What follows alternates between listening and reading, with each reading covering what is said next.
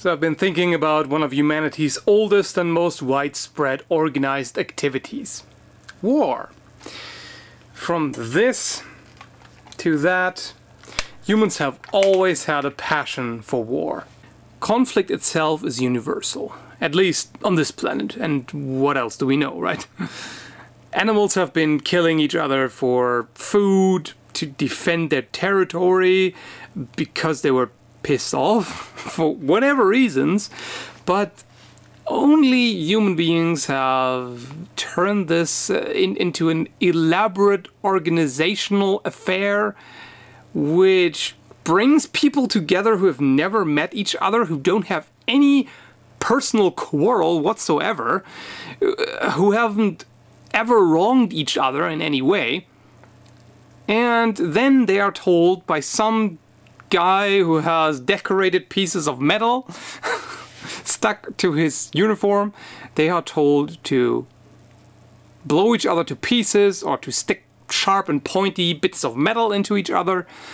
Yeah. It's just absurd. I mean, yeah, officially there have always been plenty of reasons for any war, like some threat or some insolence or some kind of disagreement, or sometimes even something as simple as a different worldview. But how much sense does that really make? Basically, it's just propaganda meant to rile people up and to make them irrational, basically, and to make them follow some arbitrarily constructed abstract thing in order to kill other people who otherwise they would never encounter each other, and they probably wouldn't have an issue really with one another. And that's not even the weirdest part. I mean, some individuals telling others to kill their fellow human beings over a colorful painted piece of cloth, that's not even the weirdest part. The weirdest part is that they actually do it. That's the real mind-boggling thing.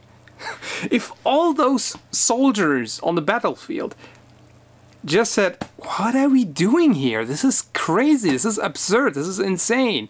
And if they all just said, no, screw you, we are not going to follow your stupid orders, and we are not going to kill those people. Nothing would happen if everybody just walked away or didn't show up on the battlefield and didn't follow any orders. Nothing would happen. There would be perfect peace. It seems so simple, but they don't. They just... I don't get it. And some people would probably tell me how full of shit I am.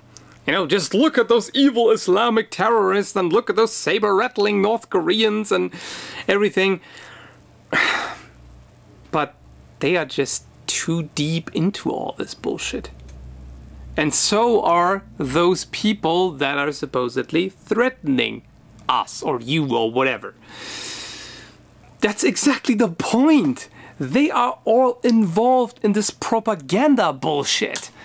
I mean, if you look at the population in North Korea, for instance, or in wherever, Afghanistan or wherever, most people around there just want to live their lives and be left alone.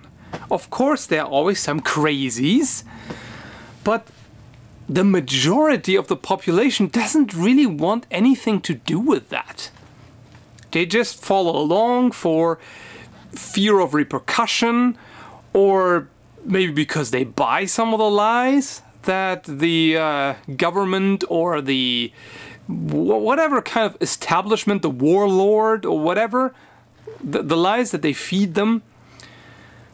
But if not for all this ideology and all this alienating people, they wouldn't have any reason whatsoever to fight or even to condone the fighting. I mean, sure, you can point to Al-Qaeda as a bunch of fundamentalist, delusional, inhumane savages, basically. But what has turned them into such? ideological bullshit. Of course, human beings in general are naturally violent. There's always murder and conflict, strife of all sorts. Yes. But war is just purely driven by artificially created antagonism, basically. It's driven by creating these categories of us against them. And the more you can dehumanize the them, the better. If you can just portray them as subhuman or as some sort of deranged savages who are just not as human and as cultured and as civilized as we are, or don't follow the same orders given by an imaginary guy in the sky. And that's also the very same thing that fuels hatred and discrimination and bigotry and racism and homophobia and sexism and all those other things. It's all fueled by this us versus them thinking. If you can keep them alienated, you can fight them easily. If, however, you come to regard them as human beings, granted with a different personality, different interests and different views, but still human beings, you have a much harder time to slaughter them. Some people have actually argued that this us versus them is good, because, you know, competition drives productivity. But that's a different kind. That's temporary. And that's localized. It's limited to a certain area of activity. Like space race or some economic thing or research or whatever. Or a game. This if you have two, like, football game with two teams, those two teams are only us versus them for the duration of the game. Yeah, even though some rabid fans turn this into something perverted and actually take this further, but theoretically it's just during the course of that game. That's a different thing than just permanently creating this boundary, permanently saying that, okay, these people are just ultimately and eternally too different from us. The way they think, or their genetics, or the way they look, or whatever, the way they do things, in general, just makes them subhuman. That is a whole lot different.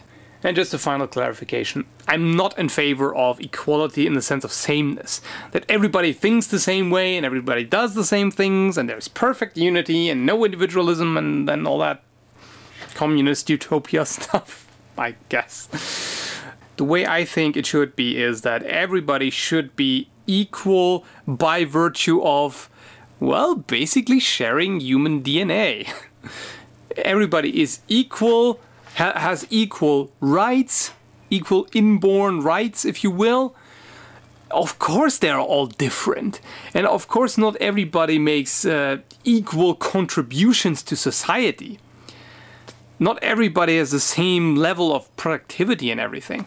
But they should still be equal in that they have the same rights. Like, for instance, they should all have the same right to not be detained without a fair trial. Things like that.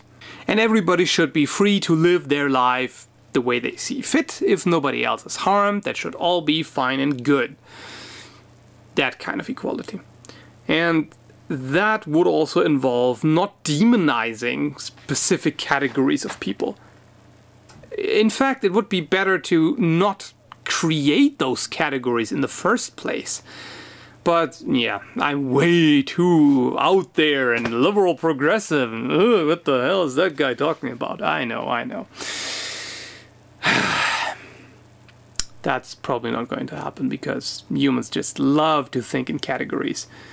And it's probably too much to ask of people to look past the social category, the label, the skin color, the nationality, the sexual orientation, the political views, the whatever, and have tried to figure out what kind of person that human being is. Yeah, that's too difficult, isn't it? And yes, I know it is difficult, but it would make for a much better and more peaceful world. But yeah, I know, who cares about peace and all that hippie bullshit? It's just way too much fun to hack each other to pieces and blow each other's brains out, right?